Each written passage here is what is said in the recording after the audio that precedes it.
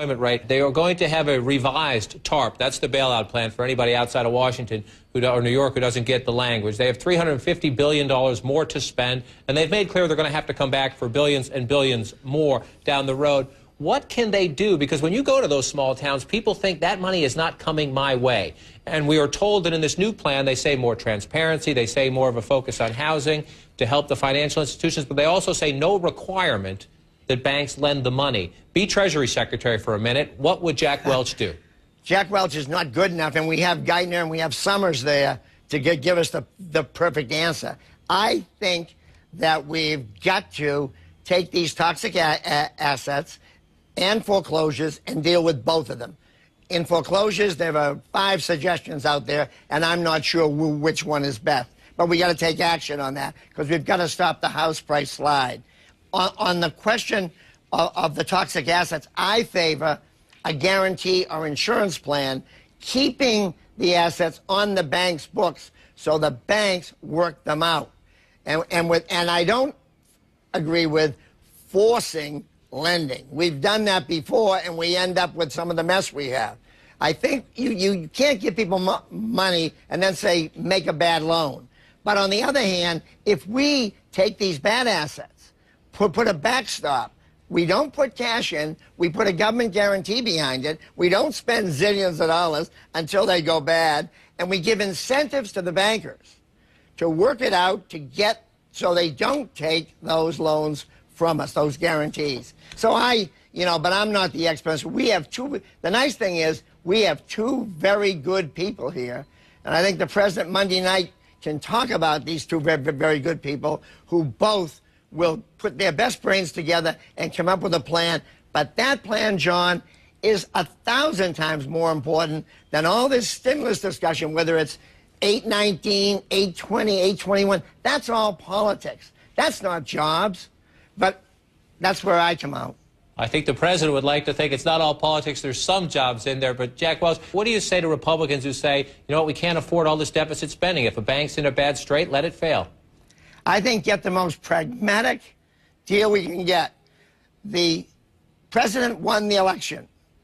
His party won the election. Hopefully, he will play a centrist role in bringing all of us together to solve this incredible problem that in my 40 years in business, I've never seen one as big, but he's got the tools and the support of the country. Grab it and fix this thing. Jack Welch.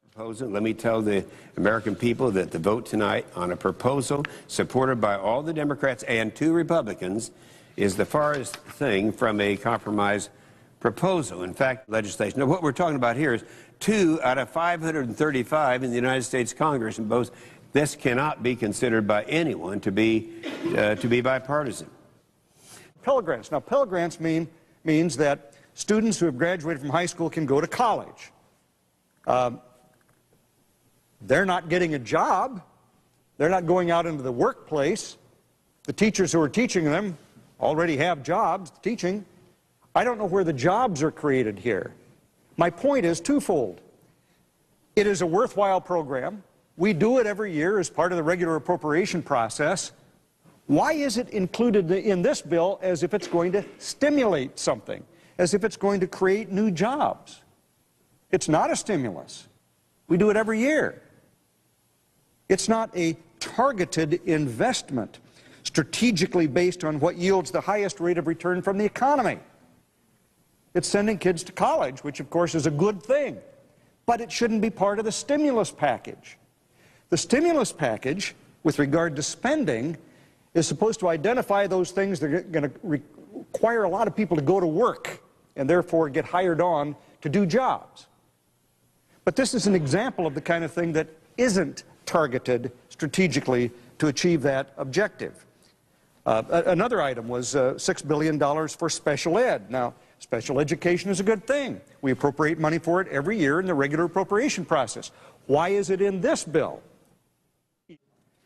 There are still so many things in this bill that are wasteful, and time doesn't permit getting into all of it.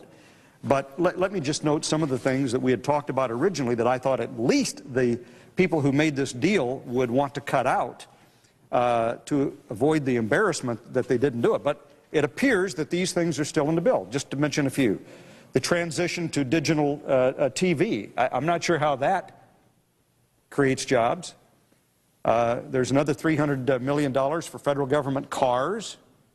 That may help the auto companies, I guess. There's money for Amtrak, $1 billion for the census, green cars for the military, the Filipino veterans of World War II in the Philippines.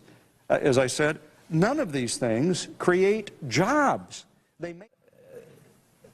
I wonder sometimes whether anyone really knows what exactly the right medicine or the right dose of medicine is to fix what ails this economy. I confess I don't know. I know what we should. Recovery. They have a wish list, 19,000 so-called shovel-ready projects. The latest cliche in Washington that they have worked into the stimulus and they want it immediately put into the package. They say to create 500,000 new jobs. Well, here's a look at the $149 billion project list, their wish list. The mayor of Lincoln, Nebraska wants a $3 million environmentally friendly clubhouse for a municipal golf course. He justifies the cost, saying the construction alone would create 54 jobs. A proposed $4.5 million eco park and butterfly gardens in Boynton Beach, Florida would create 50 jobs, and new tennis courts in Virginia Beach, Virginia would cost $1.8 million but generate 38 jobs. Well, sounds like fun. Let's bring in Democratic strategist Michael Feldman and Terry Holt, a Republican strategist, former senior advisor to the Republican National Committee. Hi, guys. What do you think about clubhouses, golf courses, all sorts of recreational opportunities here? It would be good for the golfers in Nebraska, but probably not terribly stimulative. And I'll tell you what, Andrea, this is why public opinion is going south so fast on this stimulus bill that literally everyone, every worthy cause in town sees this as the best opportunity to get some money out of this government while they can. But it's really causing a lot of trouble with the American people, and I think this stimulus bill is in trouble, frankly. Number one is a very small percentage of this bill is actually stimulatory. This bill, we're addressing the wrong problem. As a physician, if you don't treat the disease and just treat the symptoms, the disease gets worse. And this bill is about treating symptoms and not disease. And I doubt seriously that, I think this bill will probably pass, but with very few Republican votes. But it's not going to be successful because it's not truly stimulative. And that's the problem, is we don't get a whole lot of shots at this. And to take $1 trillion, 1.3 by the time you count the interest costs with it, and not spend it out in a way that's going to actually create jobs or markedly stimulate the economy is very troublesome to me. Senator Coburn, help me to understand, just as a taxpayer, how things can be seen so differently. You write this morning in the Wall Street Journal that you say 90% of the bill represents one of the most egregious acts of generational theft, taxpayer money going to special interest earmarks, etc. But the president is quoted just yesterday as saying that most of the programs have been criticized. They amount to less than 1% of the overall package. He's saying that 99% of it is solid. How do you explain the difference in how you two men are viewing this? Well, I have a great respect for President Obama. I don't think he's read the bill. I outlined last night on a speech on the floor for over about an hour of all the things that are in there that the average American would say are absolutely not going to do anything. Look, if we don't fix the mortgage and housing problems and fix the liquidity problems, we can pass a $3 trillion bill and it's not going to do any good. We cannot get out of this by doing the same thing that got us into it, and that's borrowing money that we don't have to spend on things that we don't need. There's another very worrisome problem with this bill, is we're encouraging states to act irresponsibly because they haven't lived within their own budgets and because they haven't made the hard choices like every family has to make in an economic downturn. We're going to bail out the states. The next time they have a problem, where do you think they're going to come? There's about a $350 or $400 billion increase in the baseline for discretionary spending that will never go away. So not only is it not stimulatory, it creates dependence. And final point,